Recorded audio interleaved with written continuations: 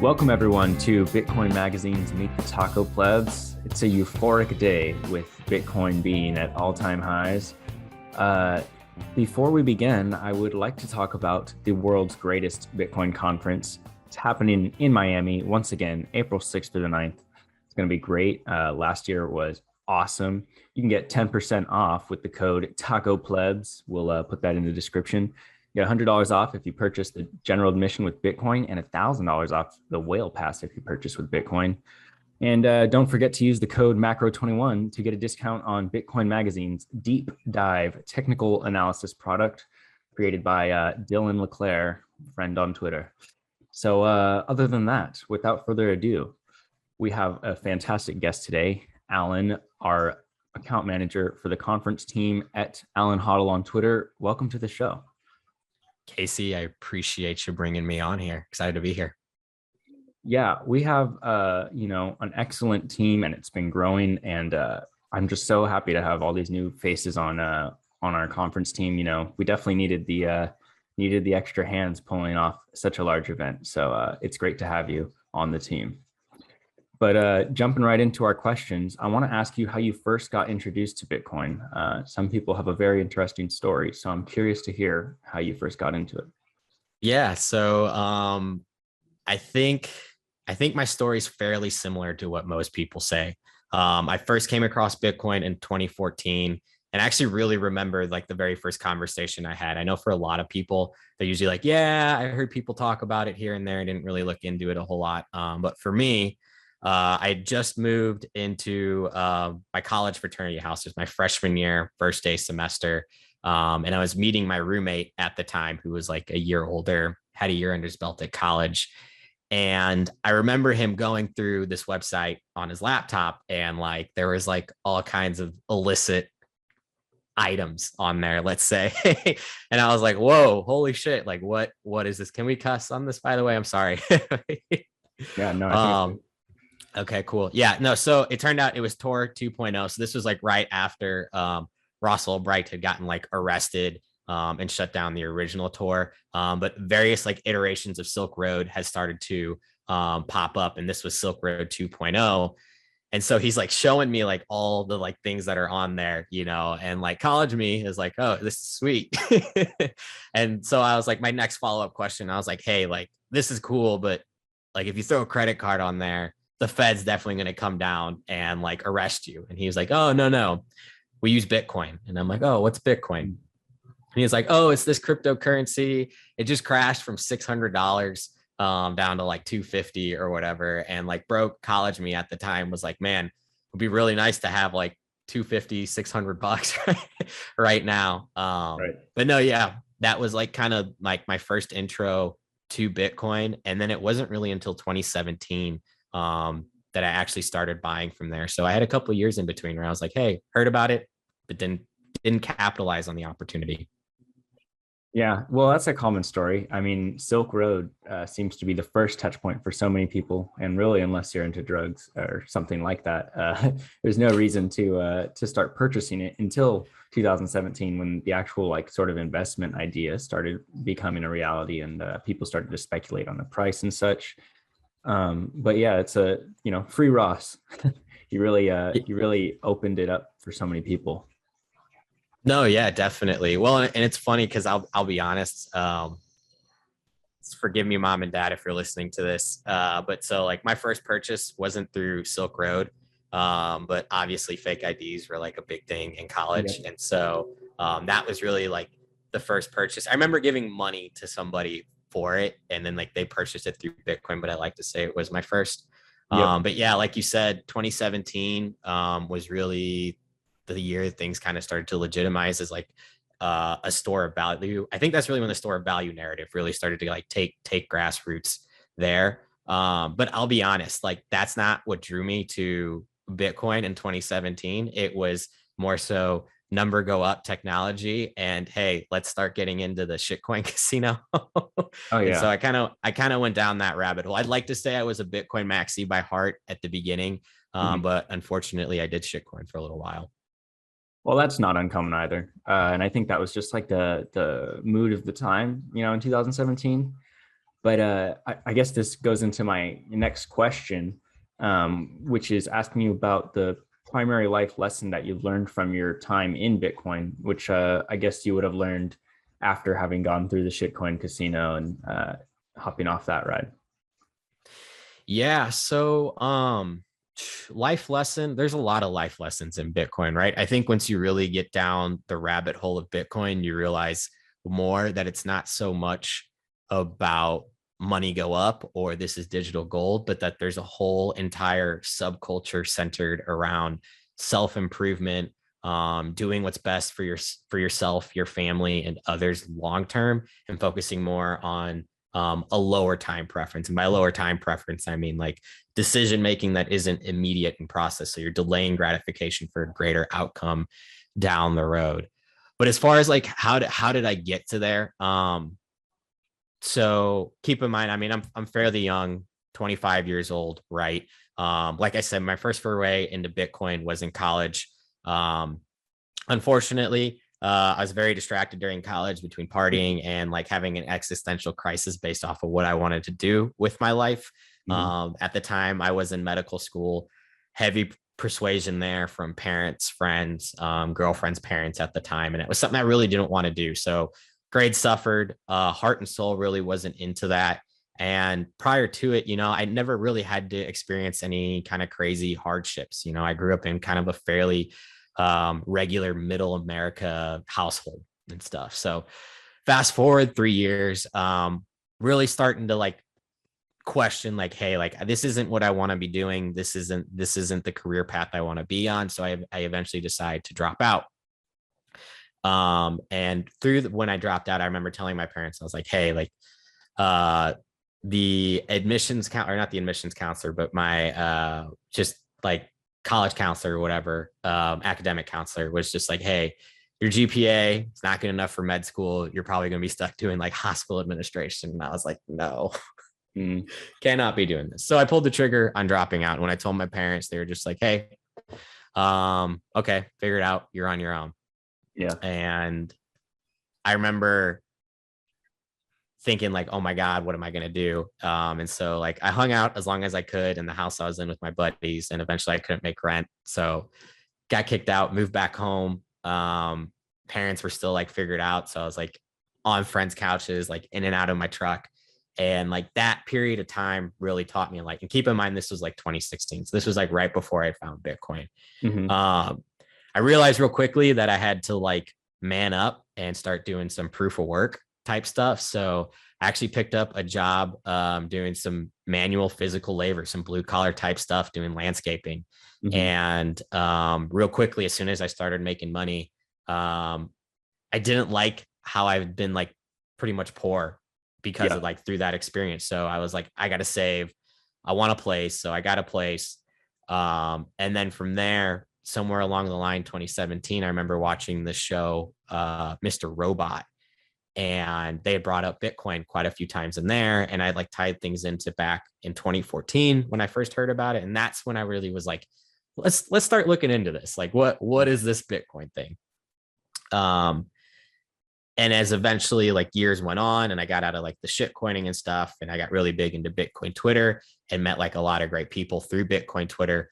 That's really when I started to understand like the subculture, the Bitcoin maximalism culture, and how Bitcoin as an asset itself is very low time preference by nature. And through really understanding that, those ideals have really translated into like every facet of life that like I focus on now. So I'm set to be married, have a child, obviously work for the greatest company on earth here at Bitcoin Inc, Bitcoin Magazine.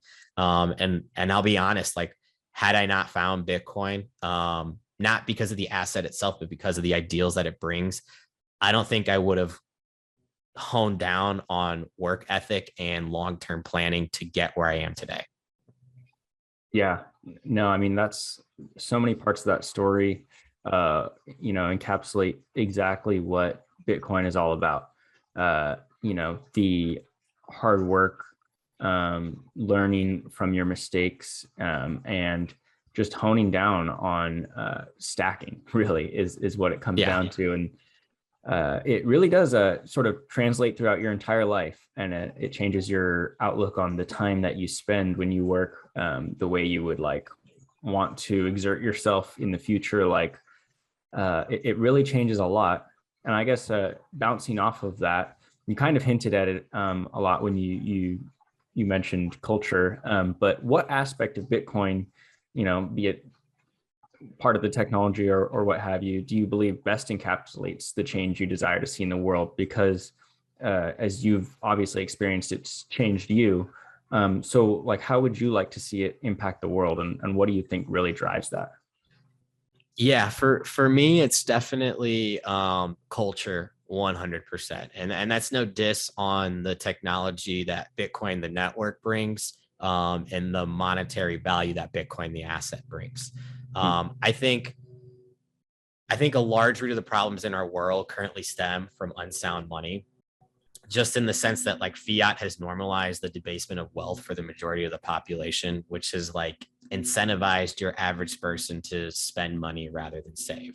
And you have to think, as that becomes normalized over time, the normalized thought process of action in an individual goes from long-term planning to short-term planning. And we've seen this. I mean, we've seen this in like manufacturing of goods.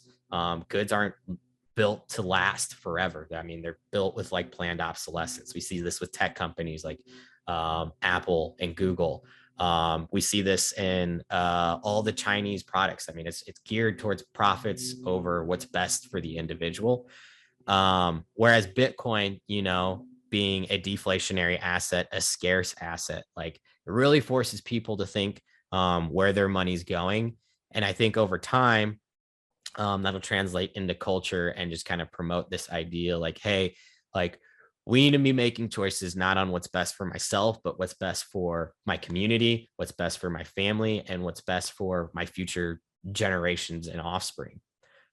Which is crucial. I mean, we've seen a decline in the familial unit. We've seen a decline in the birthing rate, especially here in America. Like, I know for me, for a long time, like I was like, there's no way I'm ever going to be able to afford like having a family, having a child. But Bitcoin kind of fixed all that. And I know there's like kind of like a joke to people outside of the community when you hear like, um, fix the money, fix the world, Bitcoin fixes this, but I mean, it's Mhm. really like I've seen it happen time and time again, not only with myself, but within other people in the community. Exactly. And really, like what you said, exactly encapsulates what we're trying to do here with hyper Bitcoinization. We want to take this lowering of time preference that happens when you understand sound money and really spread it across the world. And a lot of what you described, like the cheaper goods, the lowering life quality, really is blamed on capitalism, quote unquote. You hear that a lot, like, oh, capitalism causes this. Capitalism is the reason, like, we're in this environmental crisis, et cetera.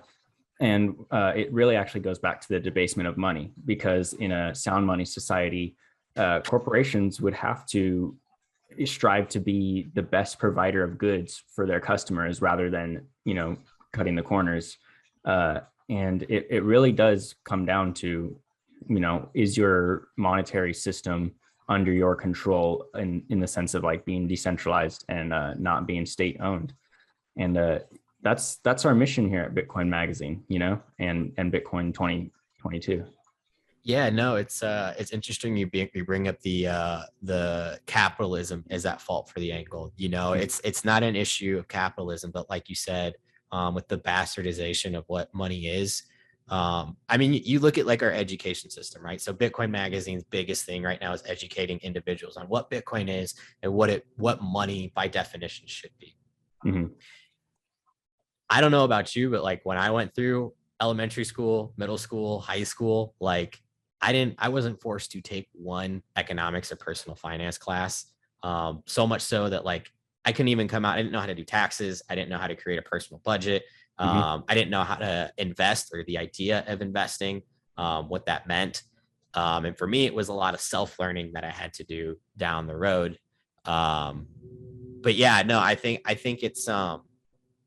it's a crime what our education system is doing and what the government who controls our money is doing to people and individuals. And I obviously Bitcoin Magazine's leading the charge on there. I think as number goes up, obviously, I think that's the catalyst to get a lot of people into it and start understanding the culture, which is super crucial. But you also mentioned just from like a corporate standpoint, and companies being shifting from their priorities to their consumers' priorities. One of the things I'm curious to see, and maybe this is too far out there, but every company's driven off of quarterly goals, right? So what's going to happen Q1, what's going to happen Q2, what's going to happen Q3, 4, so on. That feels very fiat to me. Like Yeah. what can we do short term to generate the most profit right now for our shareholders? And I'm wondering, as we shift to a hyper Bitcoinized world, if that kind of business model is going to start to shift out, and if we're going to see companies really looking at like, hey, what's our year plan? What's our 5-year plan? What's our 10-year plan? And so on and so forth. That's a very interesting thought. Not one I've ever considered myself, nor actually heard or read. But you could only imagine that as like the time preference of that corporation as a whole kind of shifts, and they can plan for 5 years ahead when there's not, potential market crash. I think a lot of the quarterly planning comes from the uncertainty of a debased monetary system. So yeah, that's an interesting thought, and yeah, I would think so that over time we would see something along those lines. But moving on to our next question, I do want to ask you about what you're most looking forward to in the Bitcoin space, because we have so many awesome things going on. We're at all-time highs. I mean, there's just amazing things going on. Obviously hyper Bitcoinization. That's like number one. That's very low time preference, because who knows if that's gonna happen in the next year, in the next 10 years, in the next 20 years. But if we want to nail down something concrete, and I know this is like super biased because this is what I do. But the Bitcoin 2022 conference, honestly, coming up in April, there's a lot of great stuff in the works. Like, hey, in 21, if you were at 21, I'm telling you, the biggest problem we heard was the lines. I promise the lines are totally streamlined and fixed. You're not going to be waiting for hours and hours on end. And not to mention, we have a music festival going on now called Sound Money Fest. So we're literally getting some of the best things in culture from just like moral principles that have been lost. You're getting all these, like, your people, like if you're a Bitcoiner, all your people are going to be there. And then music. I mean, music's one of like the greatest driving factors for community as a whole. And we have some amazing artists that are involved in Bitcoin that are going to be participating. And I'm really excited to like put those out there and announce them to everybody. Right. We cannot announce them yet, but oh my God, I'm excited to see those people. I really think Sound Money Fest is going to be one of the dopest things that our company has ever done, if not the dopest thing. And it's going to be the time of our lives. I mean, Bitcoin's going to be soaring. We're going to be coming off a bull market, and the culture is, I think it's so ripe. If you've ever wanted to get in the industry, if you want to network, if you have your own project, it's the place to be when you're in this industry and in this space. And even if you're just wanting to enjoy yourself with, as you said, like-minded people, it's like the single greatest place for, people to experience all that Bitcoin has to offer. And I can't wait for it. Miami's going to be awesome. But I guess moving on to our last question, round us out here. And what a interesting day to be asking this question, but what do you have for a price prediction for the end of this year and the end of 2030? And don't hold back. Yeah, I love being asked this question, considering we're at new all-time highs today. It's too good to be true. I think price right now is what, 66K. We hit 66, almost 67. It's like 66.9 something. Yeah, we're gonna go to 10 bajillion. No, I'm just kidding. Yeah, so I think we're gonna by the end of year reach some crazy price discovery levels. I'm honestly like super bullish, upwards of 250K. I know Maxis that would call me a bear for just saying 250K and not higher, but just based off of previous trends, other halving cycles. Talking to our boy Dylan LeClaire, I think 250K, 300 is fairly reasonable. But it's really hard to say long term where price is going to be, let's say like 9-10 years from now. I mean, just put into context, like 2001, if we're talking parallels, right? 2001 was really kind of like the dawn of like the internet and dot-com bubble. Like a majority of Americans didn't even have like internet then. And when most people, when they would get online, they were using dial-up connections, and like only like a fraction had broadband. And then it came to like store and purchasing, which is crazy to think about now today, right? You know, everything is done online from Amazon, food ordering, taxis with like Uber and stuff, sending money via, especially with what Jack Dorsey just did with Strike's API, or not Jack Dorsey, sorry, Jack Mallers with Strike's API integration. Like back then, 2001, like all these purchases were done with MoneyWire. And then you fast forward, not even 6 years, iPhone comes out. That propelled really the internet into like everyday usage. So the reason why like I bring all that up, right, is we're seeing all these fantastic use cases for Bitcoin, the network, Lightning Network, and everything come out. So I think long term, 2030, I really think in 10 years the dollar is going to be dead. I don't think the dollar is going to be viewed in the same light even in the next 5 years. We're seeing rapid money printing. We've already hit our debt ceiling again. The Fed wants to just print more and more and more money. And we're seeing asset inflation across the board and all these traditionally dollar denominated assets. And for Bitcoin as a whole, you really get into the woodworks, into the weeds, you'll finally realize that at the end of the day, price doesn't matter. And one Bitcoin equals one Bitcoin.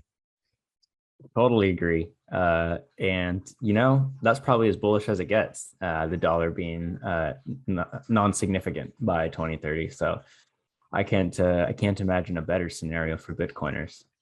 Right. Denominate your wealth in Satoshis. Do it now. Be ahead of the curve. Yeah, get ahead of the curve. Don't worry about, you know, price in dollars, and just think long term, and you'll be fine and hodl. But yeah, thanks for joining us, everyone, and thanks for joining us, Allen. It's been great to have you on the show. Yeah, Casey, I appreciate you bringing me on again. Super fun. Yeah, thank you. I appreciate it. Yeah, everyone, make sure to use Macro 21, get a discount on Deep Dive. Use Taco Plebs for 10% off the conference. It's going to be awesome to be at Bitcoin 2022 with everyone. Follow AllenHODL on Twitter, Allen with an E. And thanks for listening, everyone. We'll catch you on the next Bitcoin Magazine Taco Plebs. Deuces, guys.